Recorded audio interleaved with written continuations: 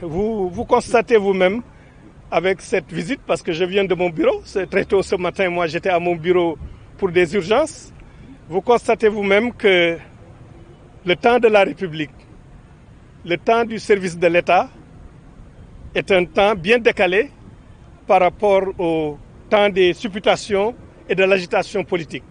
Ce temps-là, c'est le temps du travail, et c'est le temps du travail au service des populations de notre pays pour améliorer leurs conditions de vie.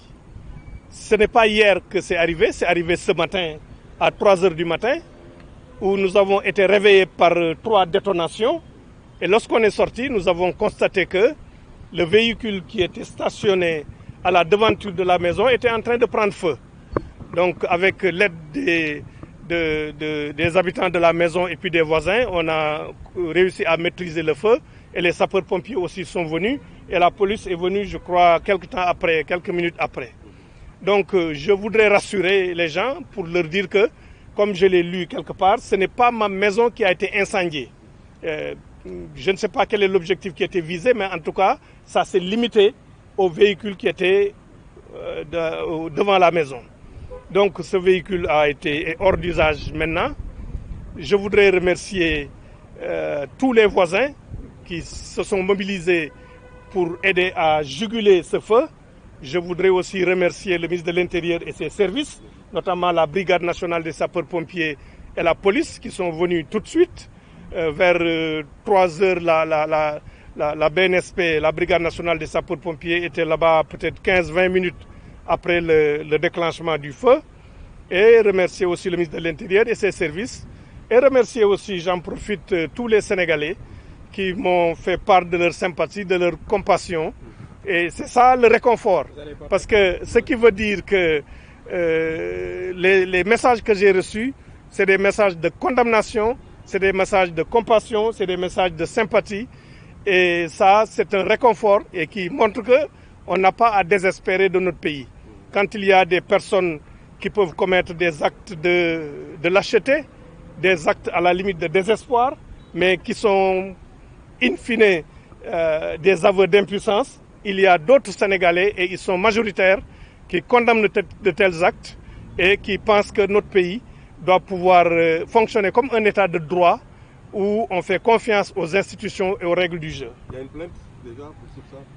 Oui, bien sûr. Je pense que dans un pays là où de telles choses se passent, d'abord c'est un problème de sécurité publique. Même sans plainte, on doit s'occuper de cela. À plus forte raison maintenant quand on attente au bien de quelqu'un. Voilà, c'est ce que je voudrais dire. Li ma mën a wax ci loolu mooy d'abord daje bii ñu am fii tey ak liggéey bi nga xam ne biig ci guddi la am, ci biir guddi gi la am, ci xaaji guddi la am, du démb ci xaaji guddi gi la am.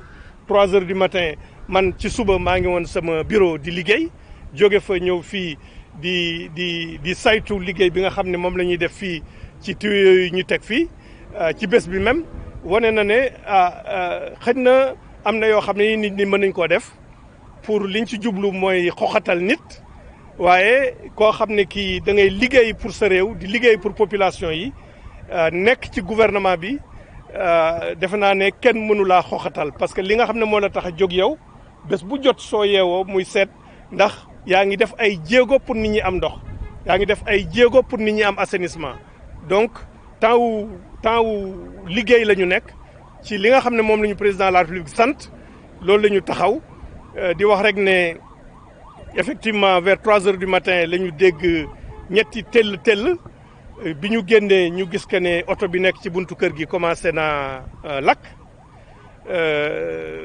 ñu fay ko ak passants yi ak ñëpp jàpp ci ak voisins yi léegi nag li nga xam ne moom la ñu noté mooy dégg nañu tell lakk am na bi lakk gi bare ay desitu bouteilles moom lañ fa gis des débris des tessons de bouteilles qu'on a vu là-bas. Donc on a 3 éléments qui permettent de penser que c'est un acte délibéré.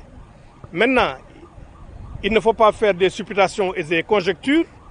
On va laisser danañu bàyyi service yi nga xam ne ñoom ñoo koy toppatoo ñu xam fan la jógee nan la demee ak yëpp waaye daal li ñu yaakaar mooy ñi ko def daal am na luñ ci jublu woon ñu ciy profité nag di gërëm dëkkandoo yi ci taxawaay bi ñu taxaw pour fay oto bi di gërëm aussi ministre de l'intérieur ak service semi police ak sapeur pompier yi ci taxawaay bi ñu ci taxaw di gërëm aussi sénégalais yi nga xam ne yëpp ñoo ñu yónnee ay message parce que jàq mën naa am te jàq warula am ndaxte ci réew la ñu nekk waaye soo gisee ñi yónnee message ñoom ñëpp ñaawlu li am wone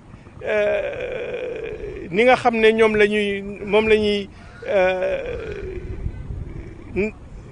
dékkoo mbir mi ak ñun daf lay jox yaakaar jox la espoir nga xam ne que ne am na ñoo xam ne ñii xëj na lu bon moo leen tax a jóg waaye li ëpp ci sénégalais yi yaakaar nañu suñu réew yaakaar nañu suñu institution yaakaar nañu suñu jeu démocratique maa ngi leen di gërëm di leen sant.